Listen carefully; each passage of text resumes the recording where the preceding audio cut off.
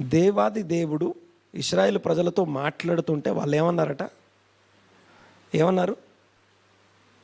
నీవు మాట్లాడితే మేము వినలేకపోతున్నాం. ఆయన మాట జీవంనిస్తుంది, ఆయన మాట మనకి జీవితాన్ని ఇస్తుంది. కానీ వాళ్ళకి ఏమర్థమైందంటే ఆ దేవుని స్వరం మనము వినలేము అనే మైండ్ ఏదైతే ఉందో దాన్ని మిస్టేకెన్ ఐడెంటిటీ అంటాం. అనండి ఒకసారి మాట.